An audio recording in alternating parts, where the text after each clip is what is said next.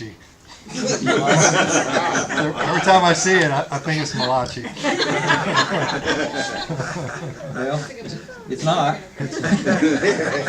Even for a southerner like me. Anybody know what the name Malachi means? Messenger? It means the messenger. My messenger. My messenger. Yeah. In fact, we don't really know anything about the author. In this particular case, there's no information given about the author, nothing about where he's from, his lineage, or anything like that. Doesn't give us any of those clues. That's part of the issue. The other is that the word Malachi really means my messenger. And, of course, the way the first verse starts, the oracle of the word of the Lord to Israel through my messenger, if you just translate it as the word is, which has led many people throughout, just even ancient times. This is not a modern question, but many of the ancient Jews just treated the word as a common noun. In fact, the Septuagint, the Greek translation of the Old Testament from back 300 years before Christ, just translated that as a common noun. So, of course, the question in all this was this an actual name of the prophet, or was this an unnamed prophet who was called my messenger? And so it's often translated in all of our English translations. It's translated as if it's a person's name. Well, we don't know. I mean, there's no point in debating that question because we don't know, and it really doesn't change or affect the message itself in any way whatsoever. There have been some ancients who followed an opinion, a tradition that the book was written by Ezra. That Ezra would have lived during this time, and so when he refers to my messenger, the oracle of the word of the Lord to Israel through my messenger, then he's referring to Ezra. But we don't know. It could be anybody. It could have been somebody named Malachi, because there certainly were people that had that name. So that's just a little point of interest. It's not particularly significant because it's a question that really cannot be resolved and does not need to be resolved.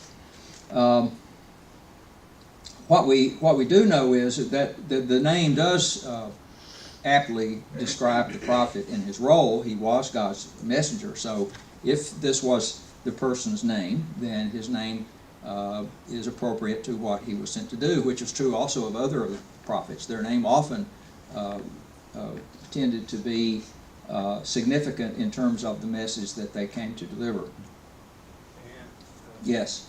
my commentary says that it may have been misinterpreted, Malachi Yahu, which is short for, which would mean Yahweh's messenger. Yeah. Well, yeah, that's really what that, the ending I of didn't it know would if you said that suggest. because I was reading and listening at the same time. So. And one other thing about this is that it's actually an important theme in the book. If you go to chapter 3, verse 1, is one of the great prophecies here, where he says, "I'm going to send my messenger.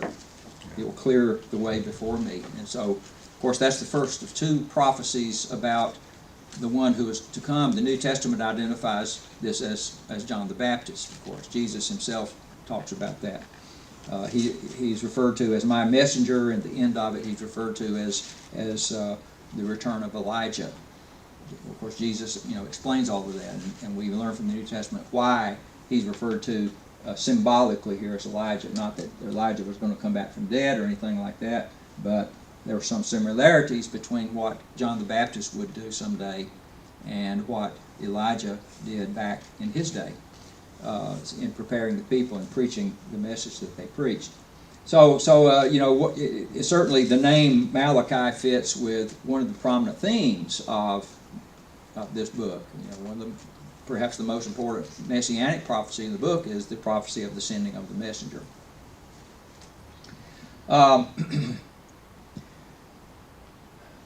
As far as, let me go to this slide, the timeline. The last time you'll have to look at this for a while.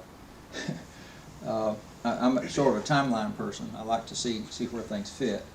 And so I've left on this one, we have the three prophets who prophesied during this post-exilic period. First was Haggai, and then Zechariah, and now Malachi. So those all are roughly contemporaries, although we see that Malachi is several decades later than Haggai or Zechariah. And we don't know exactly, there's not only do we not have anything specific here about the author, where he's from or anything like that, there's also no timestamp given in this prophet, like you see in others where the events are identified, associated with a particular king in the 8th year of King so-and-so. Would help us to identify some of those things, the dating of these events. We don't have that in Malachi. What we do have, however, is we have information about events that were going on, and a lot of the material in the book tells us some information about when this was, and it's generally associated with the time of Nehemiah, around the time of Nehemiah or a few years afterwards. So just roughly, dates are usually put somewhere from 445 to about 430. Some dates take it all the way to 400, but just generally that time frame. There's no way to be any more precise than that. But that would make him a contemporary of Nehemiah, perhaps a little bit later than the work of Nehemiah. And I'll talk about some of that in a second. So let's think about this question. You know, there are a lot of things that we know about what's going on. We know that this was a time when it talks about some of the priests being careless in their work. It talks about a spirit of skepticism on the part of a lot of the people at this time, as they are wondering if God is really just. And of course the problem of intermarriage is here, that kind of thing. Evidently, according to chapter 1, verse 7 and following, the temple evidently has been completed by this time, and sacrifices are being offered. So that's a clue as to the time. It would have to be later than Haggai or Zechariah, you see. Also, Judah is under a governor. We know that from chapter 1, verse 8. It's a clue. Edom has been destroyed. We know that from the first 5 verses. Edom has been destroyed by this time. And so, kind of taking these kinds of facts, internal pieces of evidence from the book, these are conditions that existed during the time of Nehemiah. The same problems that Nehemiah faced. In fact, it's a helpful study as background to the book of Malachi would be to go back and read Nehemiah again and compare the two, because what you see is you have a lot of the same problems. You have the problem of tithing is a problem that's discussed in both of these. So it's just to summarize that without belaboring the point. Most scholars agree with that conclusion that the prophet Malachi and Nehemiah were active about the same time, and so that we would think of them as being along that period that I indicated in the latter part of the 5th century BC. The situation, though, let's think about the situation a little bit more. This was the Persian period of Israel's history. So we've already seen that once the Babylonian Empire fell, then the Persian period begins, and we're still in that here. What we find, we get evidence in this book, we're going to see this, is that a lot of the enthusiasm that the returned exiles had felt, some 70 years earlier when they first the first group of exiles came out, and they came back, and everything, we're all free, we're getting to come home, we're going to start building the temple again. Well, a lot of that has faded. A lot of that enthusiasm has faded. And the people are discouraged. So the prophet is dealing with a time of discouragement. It's a time of a lot of religious indifference, a time of a lot of moral decline. As far as the question of their discouragement, one of the things that the prophet is doing, he's writing to encourage the people and to really emphasize the message, God still loves Israel. In fact, the book will begin with that assertion. God still loves you. But at the same time, he is reminding the people of the Lord's holiness and righteousness and what he expects of his people. And there are certain key problems here. On the question of religious indifference and moral decline, let me just kind of highlight some of the issues we're going to find here, and then we'll jump into it. They had come to have an indifferent attitude toward God's law that manifested itself in a lot of ways, including moral issues, religious issues. The priesthood had allowed worship to degenerate to the point of accepting sacrifices that were defective. What do I mean by that? What were some of the requirements of the law of Moses concerning the animals that they were to sacrifice? Yeah, without blemish. Well, we see right away here in the first chapter that they're presenting defiled food upon the altar and bringing animals that were blind or lame or sick and those kind of things. Well, that was a violation of the law. Not only was it a violation of the law, it showed a general disrespect for God in not bringing their best to him. They're bringing the leftovers. They're bringing the animals that are going to be pretty much useless for anything else.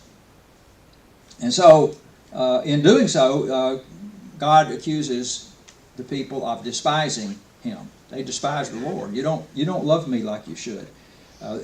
Israel is not giving God the honor that's due to God. He's not giving the honor that's due to a father or to a master.